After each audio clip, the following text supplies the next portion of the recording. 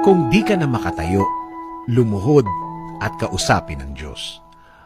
May mga scenes tayo sa buhay na para bang konting-konting na lang susuko ka na. Ewan ko kung magigets mo yung line na, konti na lang, susuko na ako. Parang gusto mo nang bumigay sa buhay. Para bang ang feeling mo, wala na, finish line na ako. Wala na akong magagawa dito. Dead end na ako sa problema kong ito. Di ko na alam ang gagawin dito. Parang nakausap mo na ang lahat ng dapat kausapin. Parang napuntahan mo na ang lahat ng dapat puntahan. Pero wala pa rin. Yun bang nasa dulo ka na? Yun bang kahit yung mga taong inaasahan mo, parang wala nang ganang kausap ka. Para kang may sakit na nakakahawa. Sino? Sino nga ba ang hindi bibigay kung ganito na ang mga pangyayari? Sino at sino nga ba ang hindi makakaisip ng ito na ang dulo ko, wala na akong magagawa pa? Parang dapang-dapa ka na.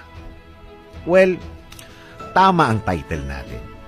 Kung di ka na makatayo, lumuhod at kausapin ang Diyos. Kapag kinausap na natin ang Diyos at sabihin ang lahat ng nasa puso natin, may magbabago, may maiiba, may iba kang mararamdaman. Oo nga pala, andyan pa pala siya. Oo nga pala, nakamasid pa nga pala siya. Bigla kang magiging humble at titingin sa Diyos. Marirealize mo na, kahit na pangit ang sitwasyon ngayon, God is good pa rin. Kahit bad times ng dire-diretso, God is good pa rin. Marami ka ng kwentong alam noong nagsimulang ibinigay nila sa Diyos ang dalahin nila. May naiba, may biglang nag-spark, may kakaibang nagliwanag na pag-asa. Nakalimutan mo na kaya palang baguhin ng Diyos ang lahat. Ang buhay na puno ng problema, kaya pala niyang iswitch ang lahat mula sa napakababa papuntang itaas na andun siya. Pero, pagkatiwalaan mo siya na ma-handle niya ang lahat, naniniwala ka naman siguro na walang problema na hindi niya kayang bigyan ng solusyon. Tumayo, bumangon, magtiwala at kumapit. Ibahin ang line of thinking. Isipin at tandaan na mabait ang Diyos sa lahat ng pagkakataon at kaya nating lumapit sa Kanya anumang oras. Kaya niyang baguhin yan ng bigla, depende sa iyong paniniwala. Sabi nga sa John 14:27, "Peace I leave with you, my peace I give to you. Not as the world gives do I give to you.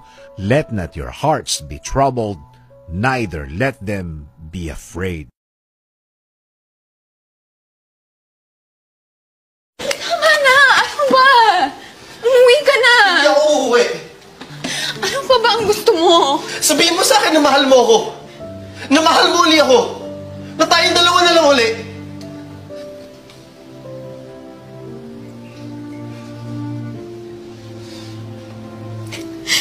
Hindi ko kaya.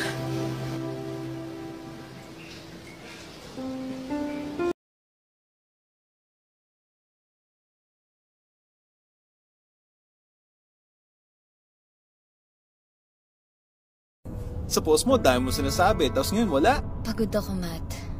Pag ikaw naman ang pagod, di naman ako ma-issue ah. Pero at least kahit puyat ako, ume-effort ako. Sa tingin mo, hindi mahirap gumising ng maaga para... Panginoong Diyos, pinupuri at pinasasalamatan ka namin sa iyong walang hanggang pagmamahal na siyang nagbubuklod sa amin bilang mag-anak.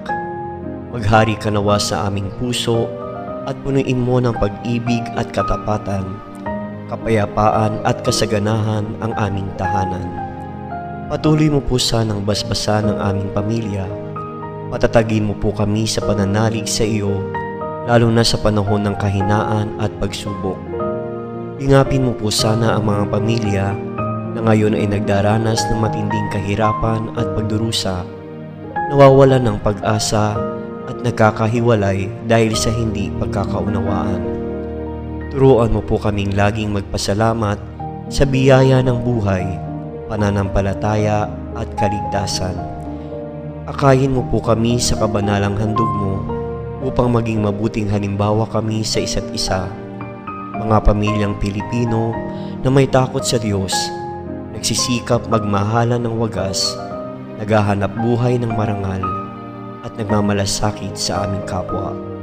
Hinihiling namin ito sa pamamagitan ni Jesucristo sa patnubay ng Espiritu Santo magpasawalang hanggan. Amen. Banal na mag-anak, tulungan ninyo po kami. Magising ka na sa katotohanan. Sa mundong ito, hindi lahat ng bagay na planuhin mo matutupad. At habang tumatagal ang buhay mo sa mundong ito, matututunan mong tangi ang sakit, paghihirap at kawalang saysayang meron sa realidad kung saan tayo nabubuhay ngayon.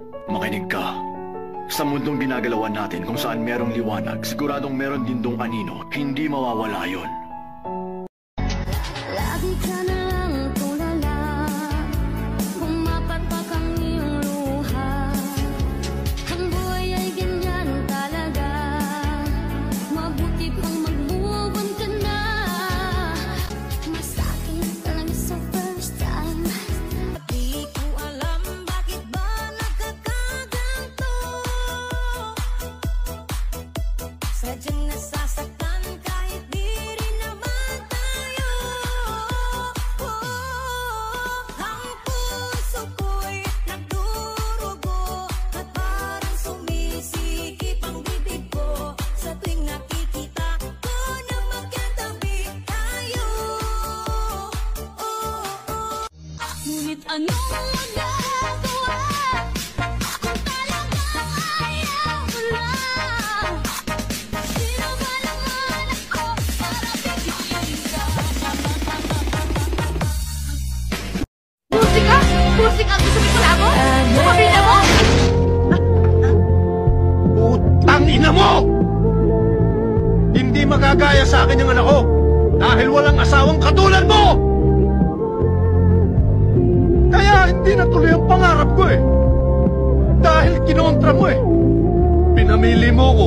Kung yung pangarap ko, ikaw, natural, pipiliin kita, mahal kita eh. O ano nangyari sa akin ngayon? Isa akong walang kakwenta-kwentang tao. Walang pangarap, walang ambisyon, walang direksyon. Saan ka nang galing? Bakit late ka? Yan mo, bukas sa bukas bibili ako ng kotse lumilipad para hindi ako naipit sa traffic. Eh bakit ka defensive? Nagtatanong lang naman. Siyempre, kailangan ko magpaliwanag. Kung sa korte nga ang nasasaktal, binibigyan ng pagkakataong magpaliwanag eh. Pero pagdating sa'yo, ikaw na yung abogado, ikaw pa yung hukom. Walang justisya. Hoy, kung ayaw mo na, magsabi ka lang. Kasi pamimigay talaga kita. Ano tingin mo sa akin? Tuta, na pinamimigay ng basta-basta? Sa mga katwiran mo, pinaiinit mo talaga ang ulo ko. Ang bihira ka. Ayun ang problema mo eh. Ang init, nilalagay mo sa ulo. Tarantado ka pala eh. Saan ko dadalhin? Tara, dalhin natin sa kwarto.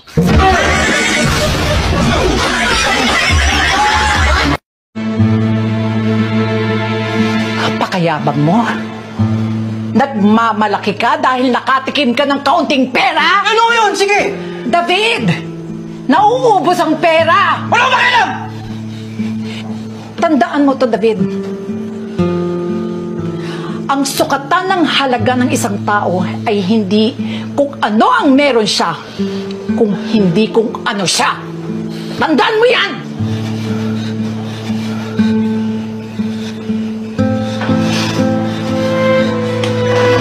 Ako na lang palagi! Ako palagi may kasalanan, di ba? Sige, ako lagi! Susubukan kita, Antay! Makakating sa kanya to! Magsumbong ka!